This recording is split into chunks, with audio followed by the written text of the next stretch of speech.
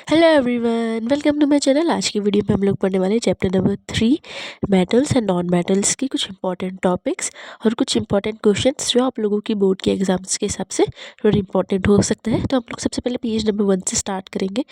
ठीक है, तो पेज नंबर 1 पे मतलब चैप्टर नंबर 3 के पेज 4 से स्टार्ट करेंगे। तो इसमें कुछ फिजिकल प्रॉपर्टीज दी है। ठीक है, तो ये कुछ एक्टिविटीज़ है। तो एक्टिविटीज़ मैंने एक्सप्लेन भी करी, बट ये जो एक्टिविटीज़ है इट्स नॉट वेरी इंपॉर्टेंट। और जो फिजिकल प्रॉपर्टीज़ होती है मेटल्स और नॉन मेटल्स की, क्योंकि आप लोगों ने क्लास 8 में भी पढ़ी है और जनरली बहुत सारे बच्चों को मालूम होती है, तो it's not very very important. हाँ, बट आप लोगों को मालूम होनी चाहिए। जैसे सोनोरस हो जाता है एक प्रॉपर्टी, एक डक्टिलिटी हो जाती है। ठीक है, सो जो मेटल्स होते हैं वो हार्ड होते हैं, नॉन मेटल सॉफ्ट होते हैं। ऐसी वाली जो प्रॉपर्टीज़ रहती है वो जनरली नहीं आती। केमिकल प्रॉपर्टीज़ ज़्यादा इंपॉर्टेंट रहती है फिजिकल से। ठीक है, तो एक्टिविटी 3.3 में, एक्टिविटी 3.4 में वही फिजिकल प्रॉपर्टी, 3.2 में भी वही प्रॉपर्टीज़ दी है। ठीक है, तो अब हम लोग नीचे देखते हैं एक्टिविटी 3.5। तो 3.5 is also not very important. हाँ, बट इसमें एक एक्टिविटी से आप लोगों को एक शो करना है कि जो मेटल्स होते हैं वो गुड कंडक्टर ऑफ इलेक्ट्रिसिटी होते हैं, जो आप लोगों को पता ही होगा। और जो नॉन मेटल्स होते हैं वो गुड कंडक्टर ऑफ इलेक्ट्रिसिटी नहीं होते। लेकिन ये याद रखना कि अगर ये वाली सारी एक्टिविटीज़ में अगर कुछ एक्सेप्शन होते हैं तो एक्सेप्शनल जो एलिमेंट्स होते हैं वो बहुत ज़्यादा इंपॉर्टेंट होते हैं। ठीक है, नॉन मेटल के केस में भी ऐसा ही है। इसमें भी ये सारी फिजिकल प्रॉपर्टीज़ है जो कि ऐसे बहुत इंपॉर्टेंट है ये। हाँ, लेकिन ये वाले जो पॉइंट्स हैं, ये 1 2 3 4 ये वाले जो पॉइंट्स हैं इसमें कुछ एक्सेप्शनल भी है, जैसे गैलियम और सीजिया जो एक्सेप्शनल में आ जाएंगे। ठीक है, सो ये एक्सेप्शनल जो है वो इंपॉर्टेंट होते हैं। सबसे इंपॉर्टेंट इसमें होता है आयोडीन, क्योंकि आयोडीन जो होता है एक नॉन मेटल होता है, लेकिन ये लश्शरस होता है, मतलब ये शाइनिंग प्रॉपर्टी होता है। ठीक है, सो ये वाला point number 1, point number 2, point number 3, point number 4 इसको IM पे टिक कर लेंगे। और ये आयोडीन, गैलियम, सीजियम ये MCQs में आ सकता है। ठीक है, अब हम लोग देखते हैं केमिकल प्रॉपर्टीज़। तो ये वाला जो टॉपिक होता है वो इम्पॉर्टेंट होता है। ठीक है, जैसे हम लोग देखते हैं 3.9 एक्टिविटी, तो उसमें है मेटल प्लस ऑक्सीजन, ये है मेटल ऑक्साइड। ठीक है, फिर उसका कुछ एग्जाम्पल्स है। ठीक है, तो ये और उसका कुछ एग्जाम्पल्स है, ये आप लोग याद कर सकते हो। ठीक है, ये वाला जो एग्जाम्पल होता है ना, ये एल्यूमिनियम वाला है, ये मोस्ट इंपॉर्टेंट एग्जाम्पल की कैटेगरी में आता है। ठीक है, ये इंपॉर्टेंट होता है, ये एल्यूमिनियम वाला। ठीक है, तो इसको एल्यूमिनियम वाला एग्जाम्पल को अच्छे से आप लोग करेंगे। अब ये वाला पैराग्राफ भी इसको मार्क कर लेंगे। ठीक है, इंपॉर्टेंट मार्क कर लेंगे, क्योंकि ये वाले पैराग्राफ में कुछ एक्सेप्शनल भी और कुछ अच्छी चीज़ें भी, जैसे silver and gold do not react with oxygen even at high temperatures. तो दो एलिमेंट्स ऐसे बताओ जो ऑक्सीजन के साथ रिएक्ट नहीं करते। मेटल्स ओके, क्योंकि सिल्वर और गोल्ड मेटल होते हैं लेकिन वो ऑक्सीजन के साथ रिएक्ट नहीं करते हैं। ठीक है, तो ये वाला पैराग्राफ में भी इंपॉर्टेंट है। ठीक है, एनोडाइजिंग प्रोसेस कभी कभी आ सकता है एग्जाम में कि एक्सप्लेन एनोडाइजिंग, तो इसको भी IMP मार्क कर लेंगे। ठीक है, बाकी ऐसे कुछ इसमें है नहीं। एक्टिविटी 3.10 में हम लोग देखेंगे, तो इसमें मेटल प्लस वाटर जो दिया है, तो ये एग्जाम्पल्स कुछ होते हैं जो कि ऐसे बहुत इंपॉर्टेंट नहीं होते हैं। हाँ, लेकिन आप लोग इनको याद कर सकते हो। ठीक है, ये सारे एग्जाम्पल्स हैं जिसमें मेटल प्लस वाटर या मेटल ऑक्साइड प्लस वाटर जो है मेटल हाइड्रोक्साइड या मेटल ऑक्साइड प्लस हाइड्रोजन जो मिलता है, तो आप लोग ये सब देख सकते हो, है ना। What happens when metal reacts with acid, yes this is very important. ठीक है, तो इसको इंपॉर्टेंट मार्क करेंगे। Metal plus acid gives salt plus hydrogen gas. ठीक है, तो इसको मार्क करेंगे। और इसकी जो सीरीज़ है ये सीरीज़ भी याद करेंगे, मैग्नीशियम, एल्यूमिनियम, जिंक और Fe। ठीक है, कुछ कुछ इंपॉर्टेंट पॉइंट्स होते हैं जो एग्जाम में आ जाते हैं। ये वाला पैराग्राफ और ये वाला पैराग्राफ आप लोग पढ़ सकते हो। और एक्वा जो रॉयल वाटर है, ये ऐसा एग्जाम में आया नहीं है कभी भी, मैंने ऐसे पेपर्स देखे, पर आ भी सकता है।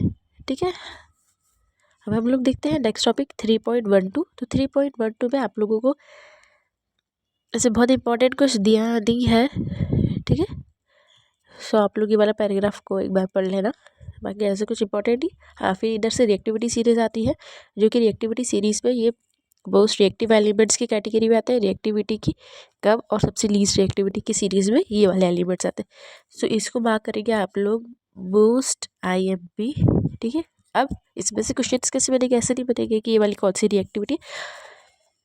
ठीक है, कि सबसे मोस्ट रिएक्टिव कौन सा है, पोटेशियम है। सबसे लीस्ट रिएक्टिव कौन सा है, गोल्ड है। ऐसे कुछ क्वेश्चंस बन सकते हैं और भी इसमें से कुछ क्वेश्चंस आ सकते हैं। ठीक है, और इसमें से एक जनरली जो इंडेक्स क्वेश्चन होते हैं वो इंपॉर्टेंट होते हैं। तो सोडियम को हम लोग उसमें केरोसिन ऑयल में क्यों इमर्स करके रखते हैं, क्योंकि अगर वो ऑक्सीजन के साथ अगर या फिर वाटर के कांटेक्ट में आ जाता है तो वो जल जाता है। ठीक है, तो ये रिएक्टिविटी सीरीज आप लोगों को याद करनी है, क्योंकि इसके बेसिस के ऊपर क्वेश्चंस आ सकते हैं। ठीक है, explain reactivity series with some example. ठीक है, तो रिएक्टिविटी सीरीज याद करेंगे आप लोग सब, है ना। उसके बाद how do metals and non metals react, अब मेटल्स और नॉन मेटल्स रिएक्ट कैसे करते हैं। तो ये वाला इधर से जो है थोड़ा इंपॉर्टेंट टॉपिक स्टार्ट होता है। तो आप लोगों को इनकी सबकी जो है ये वाला टेबल इंपॉर्टेंट है, और इसका इलेक्ट्रॉनिक कॉन्फ़िगरेशन इंपॉर्टेंट है, एटॉमिक नंबर याद करना है, और इसमें से इनकी वैलेंसीज भी पूछ सकते हैं। ठीक है, क्लास 9 में आप लोगों ने वैलेंसी याद करी होगी, तो इसमें से पूछ लेंगे कि सोडियम की वैलेंसी कितनी होती है, ऑक्सीजन की वैलेंसी कितनी होती है। ठीक है, तो ऐसा कुछ भी आ सकता है। तो इसमें से वैलेंसी भी आ सकती है। तो ये टेबल याद करेंगे, इसका एटॉमिक नंबर पूरा याद करेंगे, और इसके इलेक्ट्रॉनिक कॉन्फ़िगरेशन याद करेंगे। और जो मेटल्स है वो आपको 1 से लेकर 20 तक पूरे याद करने पड़ेंगे। ठीक है, मतलब आर्गन तक, है ना। आर्गन तक आप लोग पूरे अच्छे से याद करेंगे, आर्गन तक 1 से लेके पूरा 20 तक, है ना। और बाकी मैंने ये वाला बहुत अच्छे से मेरे वीडियोस में एक्सप्लेन किया है।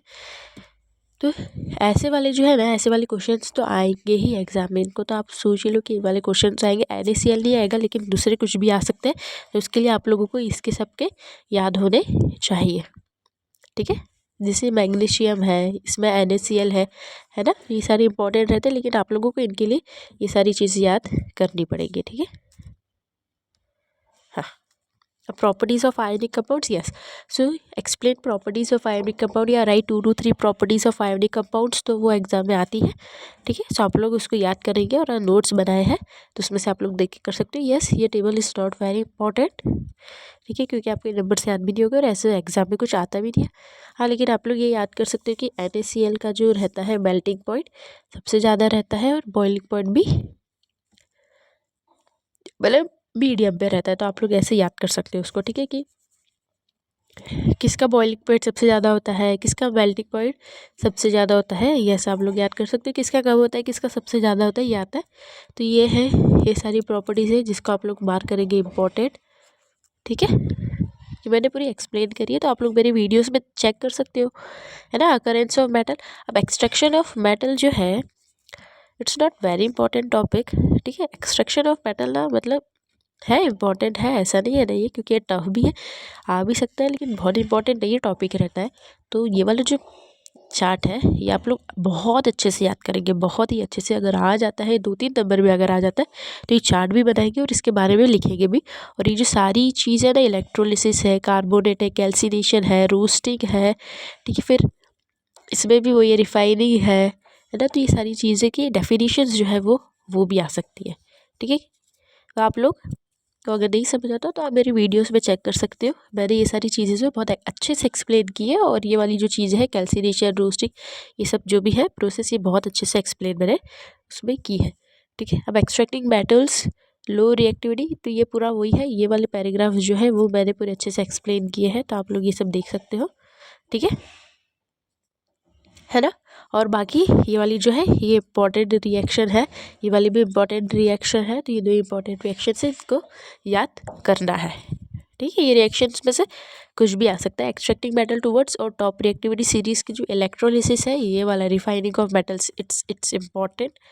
ठीक है, तो बस इतना ही। बहुत सारी चीज़ें मेटल्स एंड नॉन मेटल्स में बहुत ज़्यादा इंपॉर्टेंट नहीं है, ईजी चैप्टर है, इसको हम लोग कंसिडर कर सकते हैं, ईजी चैप्टर है। कोरोजन है, corrosion it's not very very important, क्योंकि आप लोगों को कोरोजन पता है, और प्रिवेंशन ऑफ कोरोजन भी आप लोगों को मालूम ही होता है।